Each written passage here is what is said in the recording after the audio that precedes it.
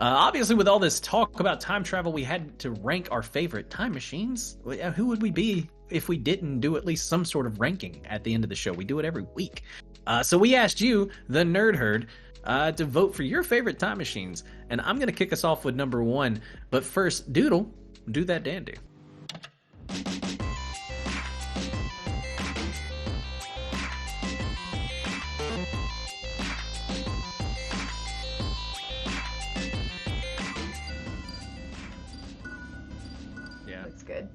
Yeah, the first one, a little racy.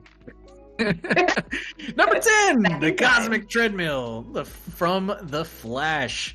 Perhaps the ultimate inspiration to exercise. This treadmill will take you back and forward in time, but only if you have superhuman speed.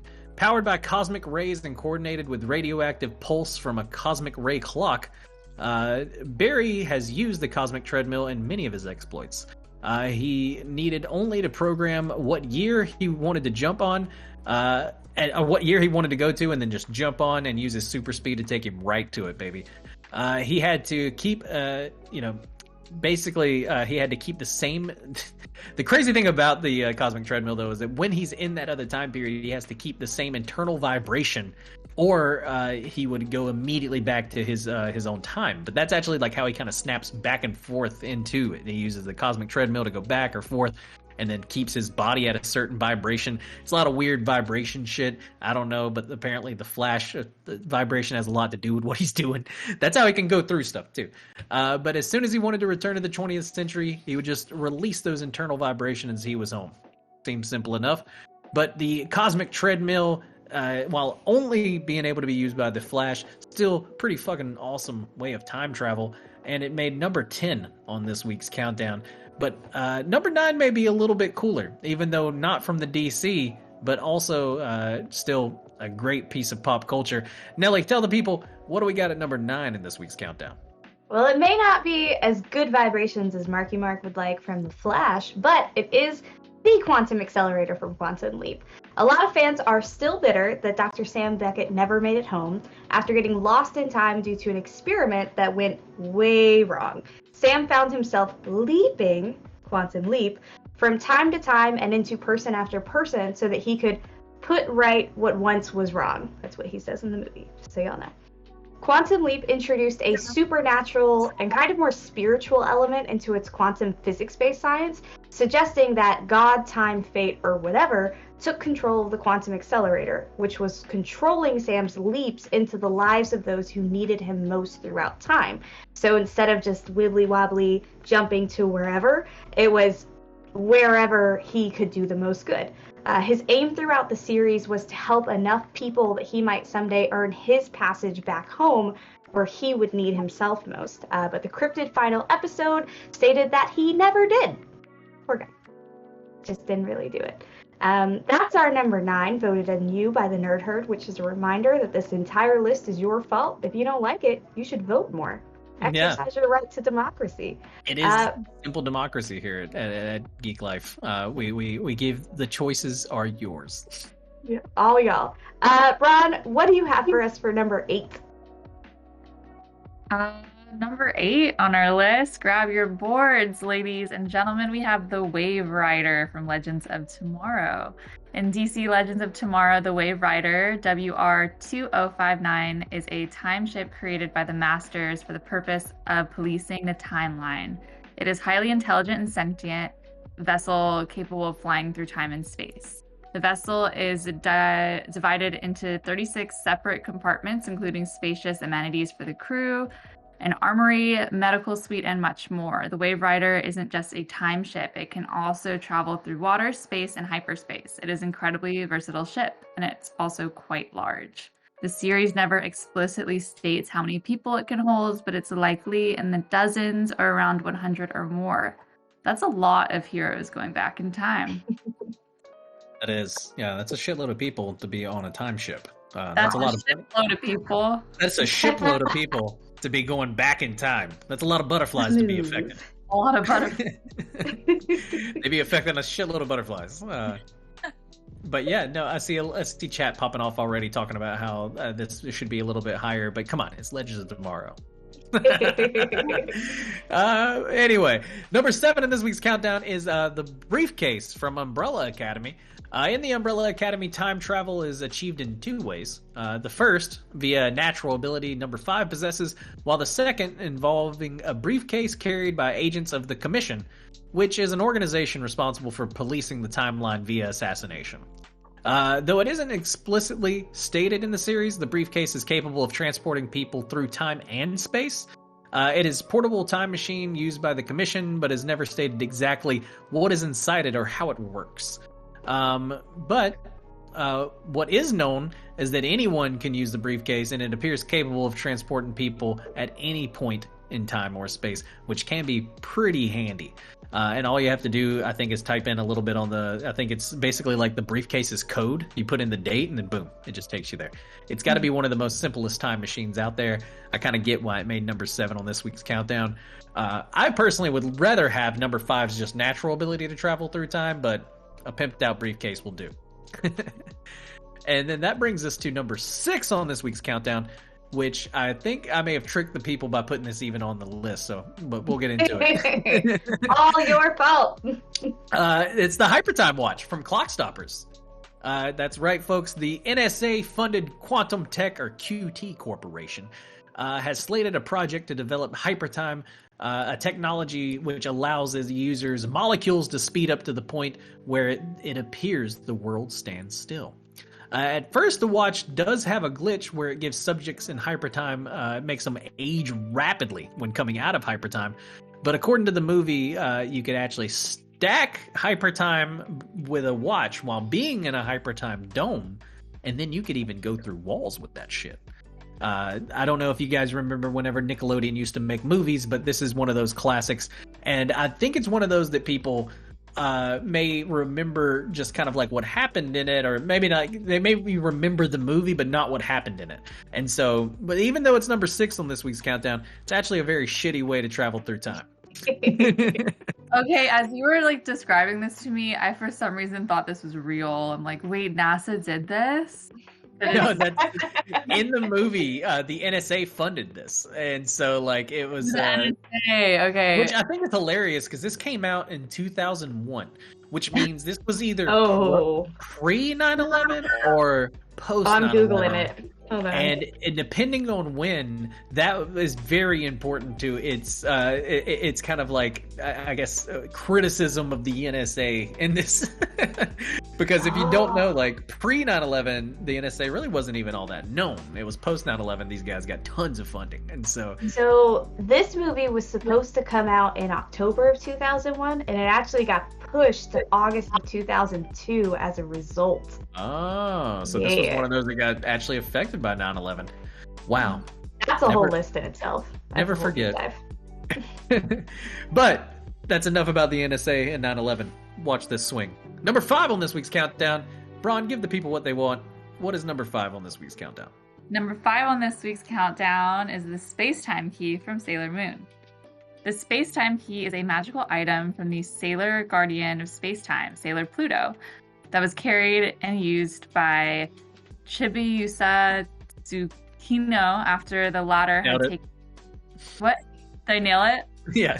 Did I nail it, Nelly? Okay, cool. After the latter had taken one from Sailor Pluto's chain to travel back in time. The key allowed Chibiusa to travel through various timelines and call on Sailor Pluto as well. And Nelly, you were definitely excited to see this one make the top 5. What makes it so awesome? I like this one because it comes with so many like unintended consequences too, right? Like Sailor Pluto owns the key, right? Pluto is the keeper of time within like the galaxy. And she gives this to Chibiusa because she is basically the head of like the Outer Guardians, which is where you get your hot lesbians and stuff, and also nice. Sailor Pluto. Yeah, so that's where they live, is the outer planets. Ostracized, you might say. So she gives this key to Chibiusa because Chibiusa is trying to save her mom, but the consequence of it is that Chibiusa then becomes like Dark Sailor Moon, like she becomes like an evil version of her future self because the timeline splits. Split timelines, and it's really, really cool, especially within the comics. If you start getting into that, the key becomes much more prominent than they let it be in the anime. Pickly. Hello. Nice though. No, I think that's a pretty awesome way of time travel. I'm glad that even in an anime like Sailor Moon, we're getting great, like, kind of almost what is it, like ethical or paradoxes, debacles, right? Where it's just like, just this constant time travels made these multiple versions of this evil queen. But but Nelly, while you're at it, why don't you tell the people what's so great about number 4 on this week's countdown? Number 4, we're going into the top 4. This one is the phone booth from Bill and Ted. Of all of the kind of more exciting, kind of kooky versions, this is one of my favorites. Bill S. Preston Esquire and Ted Theodore Logan of Bill and Ted were given access to a time machine by a man named Rufus in Bill and Ted's Excellent Adventures. The time machine was constructed in the future and made to look like a late, 20th century kind of time booth. You've all seen it. It looks like a time booth or like a phone booth, but it was done that way to make it familiar to high school students, which is sus. If you're gonna build a robot to be familiar to high school students, I'm a little sus. But in the movie, the time machine is shown to be able to travel to any place and time on Earth, so long as the destination is keyed into the phone in the same manner that you would dial a phone, like a reverse version of Umbrella Academy's briefcases. It comes with a Yellow Pages directory with all of the necessary information for every time and place conceivable in the universe, which I find wild. But it appears different it only appears different from a phone booth because it has a little antenna on its head, so that's how you know it's not like a real phone booth. As the phone booth traveled through space and time, it followed conduits of energy, which snaked through some sort of interdimensional void, and what I imagine looks like a Jeremy Bearimy. And when the booth entered a new time, it would fall out of the sky, and when it leaves, it would be kind of surrounded by energy and then just from the ground, right? Just like it's the exact time machine that I imagine. That's the sound effect. Just like that. Or exactly, there's a great example right here. Right here. Yeah, that's it. It just goes boop, boop. That peak 80s special effects animation right there. But Ron comes in with our top 3 and perhaps a more sophisticated but more weird version of time travel. What you got for us, Bron? For you, I have the Time Stone from the Marvel Universe. While not a machine or mechanical device, this list would not be complete without mentioning a Time Stone from the MCU. Entrusted to Doctor Strange inside of the Eye of Agamotto, it allows the user to manipulate time in almost any fashion. The Time Stone is mostly used to see into the past or future, but it is entirely capable of traveling through time. This is most clearly illustrated when Doctor Strange creates a time loop to defeat Dormammu. Yeah, the Time Stone is definitely a dope one. You can see why I made the top 5. One of my favorite moments in all of the MCU is when Strange is holding it, looking through all the different timelines, and his head's going fucking crazy doing his Strange thing. And he's just like, I looked through like a billion times, and we only beat Thanos one, buddy. And it's just like, oh man, those odds suck. It is just not looking good for the boys. But it's it's an awesome way of traveling through time. I think we're all big screwed if you've been watching What If, and you saw the Ultimate Ultron, which pretty much got access to the Time Stone, Space Stones, all of the stones, and is now essentially wreaking havoc through all of space and time. But this is definitely one of those that it's better as a set, but then also a pretty heavy hitter by itself given its ability. But we are rounding it out here, and Nelly, we're going right back to you with what I think is probably one of the most popular time machines of all time, and it definitely shows with its number 2 ranking. But tell the people, what is number 2 on this week's countdown? I think y'all are going to be mad when I say it, but I'm going to say it because that's my job. Number 2 is the TARDIS from Doctor Who. Throughout all of science fiction, there's probably no time machine as well known or as recognizable as the TARDIS, which happens to stand for time and relative dimension in space. Very crisp. The TARDIS is more than a time machine, though. It is a machine that happens to travel time. It is also capable of traveling through space and can move to any point in time or space almost instantly. Not quite, but almost. This also makes it the fastest spacecraft in fiction because it doesn't have to travel through time. It can also just travel through space. But when it comes to the TARDIS, it's mostly going to be about time travel. The TARDIS most people are familiar with was actually stolen by the Doctor, a Gallifreyan who left his home with his granddaughter, Susan, in the borrowed, that's how I borrow things too, Type 40 TT device, also TARDIS. The TARDIS is sentient and, of course, much bigger on the inside. The TARDIS is her own character. She's beautiful. We love her. Stan a good TARDIS. It also has a chameleon circuit, which keeps it from standing out in whatever era it finds itself. But the one that the Doctor particularly has is busted in that circuit, so it doesn't really work. Because of this, it's locked in the shape of a blue police box, since it appears in the first episode of Doctor Who in 1963. This is, I think, in my opinion, a really, really great way to get around the fact that they just didn't want to make a new prop. Yeah. It's just broken.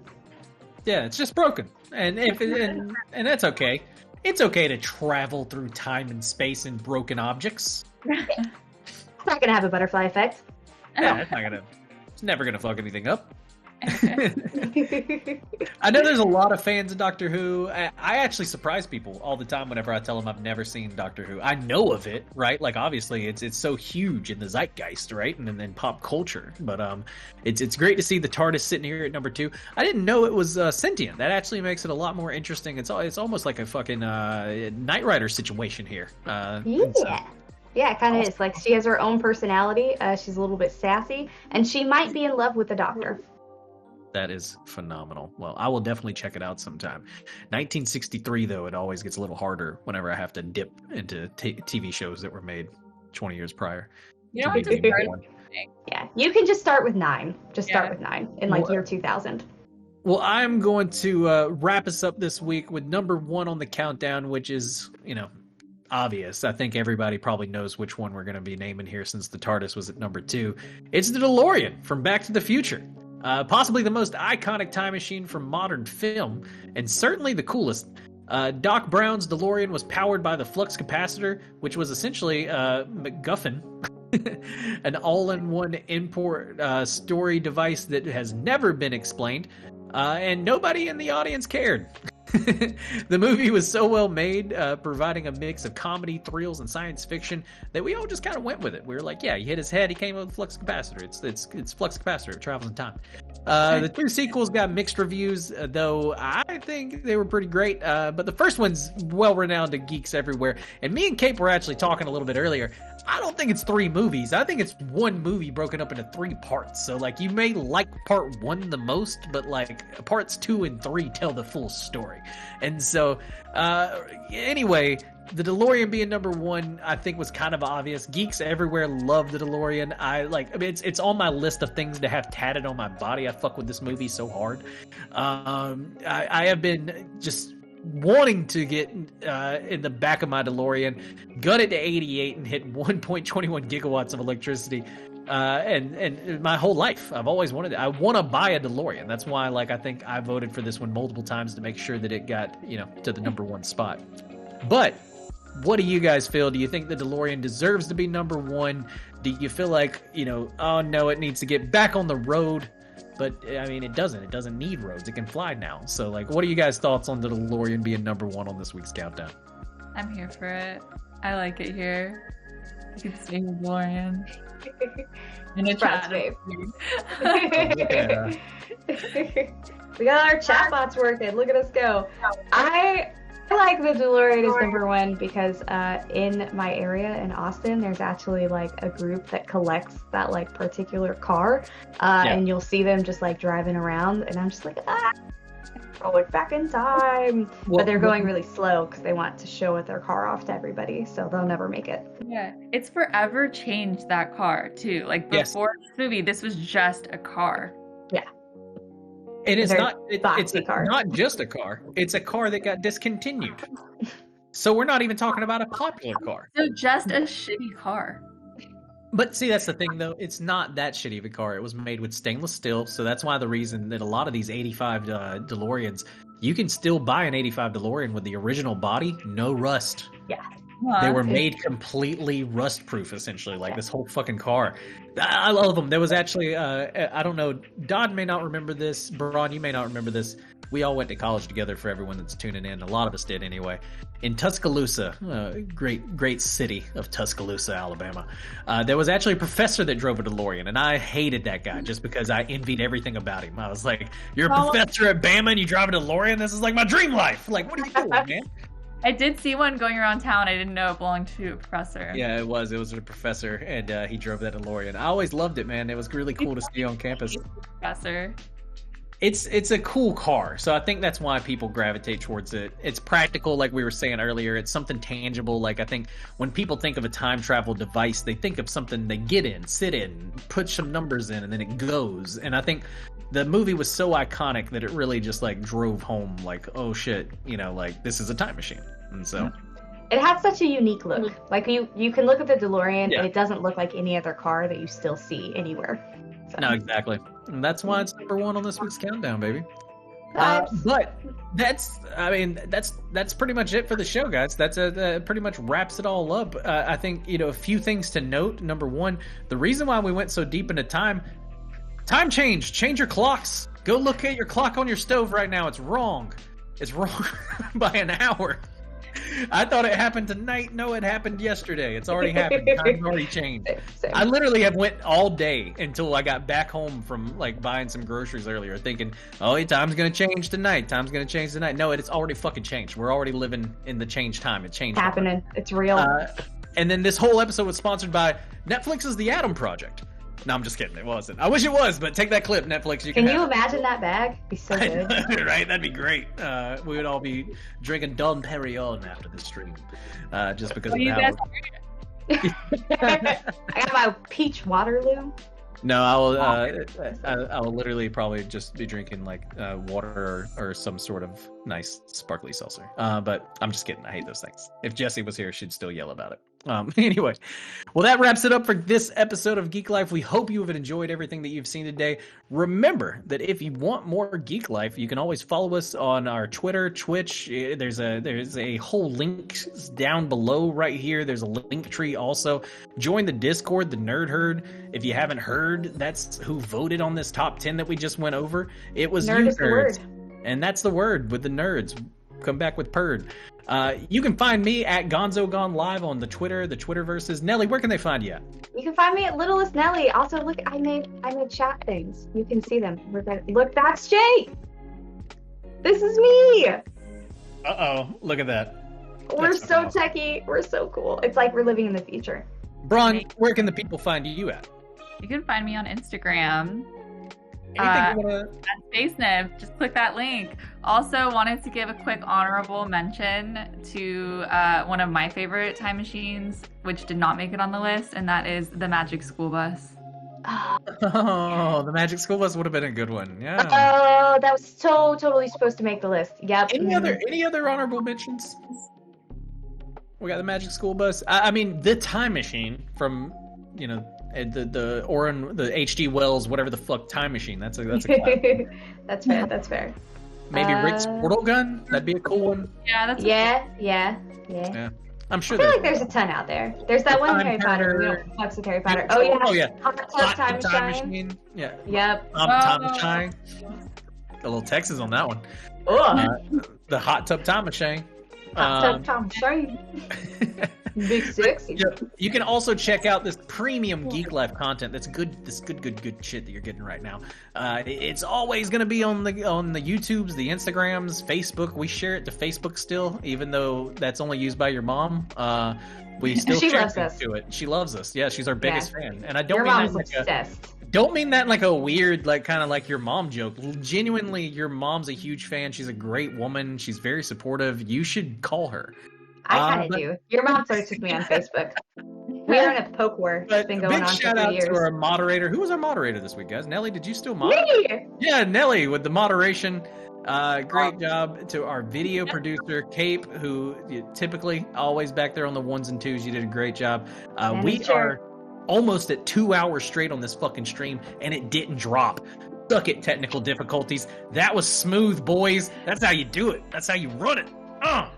And so, thank you, Brittany, again for the follow or the Brittany 727. Do you have to say the numbers? Do people just throw numbers at the end? We're just gonna say. It is Bethany though. Thank you, Bethany. Bethany, God. Yeah. The numbers helped though. The numbers meant I knew the one.